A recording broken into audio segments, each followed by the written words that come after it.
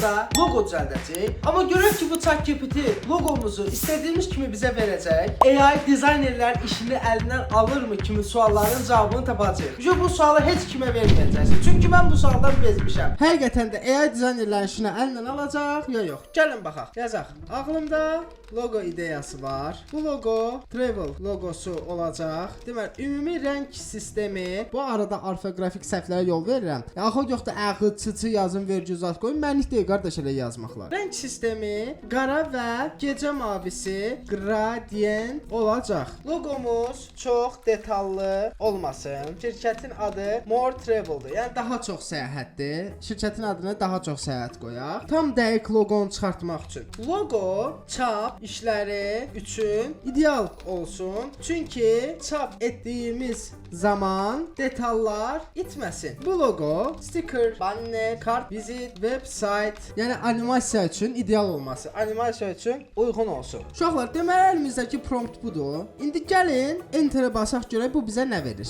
Hamının dediyi ChatGPT AI bizim əlimizdən alacaq, falan alacaq, nə verir? Gəlin baxaq buna. İdeyanı çox yaxşı qurulub. Minimal və professional xətt aydın görünür. Gəlin more travel üçün biraz dəqiqləşdirək. Bu burada boş-boş yazır. Rəng qara, gecə mavisi, cart-curt falan filan. Görək nə yazır? Ox, gecə mavisi qredi, kompas çox detallı, sadəcə bir çox filan. Ha, burada qəşəngdir. Fontu falan da verib. Gəlin buna belə eləyək. Yazaq daha modern olsun. Birinci. Poppins fontu olsun.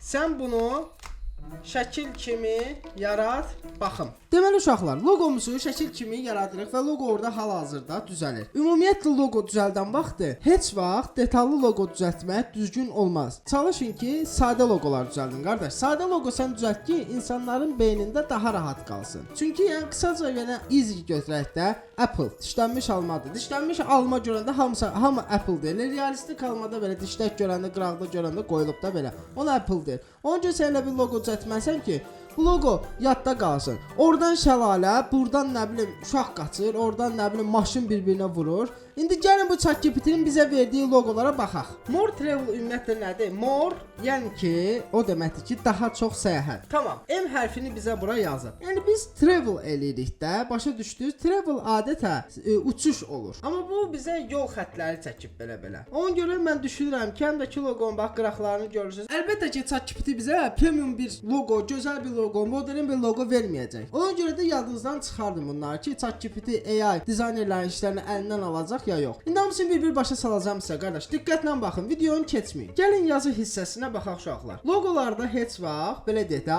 icon əgər qradientdirsə, loqonun yazısını heç vaxt qradient eləməyin. Çünki bu görüntü baxımından çox pis və bərbad görsənir. Mən məsləhət görərdim ki, More Travel-da yazı ağ rəngdə olsun. Düzdür, indi mən prompt olaraq ona bildirməmişəm. Hətta bunu mən hər şeyi bildirdimsə də nə oldu ki, bu GPT-nin anlamı nədir ki? Onda bəs dizaynerlərə ehtiyac qalmayacaqdı. Nə ehtiyac qalmayacaqdı? Nətər ehtiyac qalmayacaqdı? Əgər dizaynerlərə ehtiyac qalmasaydı, dizayner bu promptu düzgün bura verməsə, rəhbər nə edəcək? Heç nə. Gəl rəhbərin dizayner qabiliyyəti olsun ki, dizayner olsun ki, o düzgün bura font seçimi eləsin. Hə, deməli burada çox böyük səhvlər var və loqo qarışıqdır. Çapda sən bunları heç vaxt kəsib sticker kimi yapışdıra bilmərsən. Yəni bu hissəni görsən, burada sən zülm çəkərsən, qardaş. Keçsək ikinci hissəyə. Burada yenə yazıya gradient verib. Ona görə mən bunu istəmirəm. Bu More Travel-dır və burada gördüyünüz kimi, okey, bu dünya kimi götürək. Bu dünya götürək. Bunda kompas götürək. Yəni burada travel aid heç nə yoxdur. Heç nə yoxdur. Mən travel aid heç nə görmürəm. Yenə də bu loqo fikir olaraq bizə daha uyğun gələ bilər. Amma burada bir məsələ var ki, indi gəlin bura diqqətlə baxaq.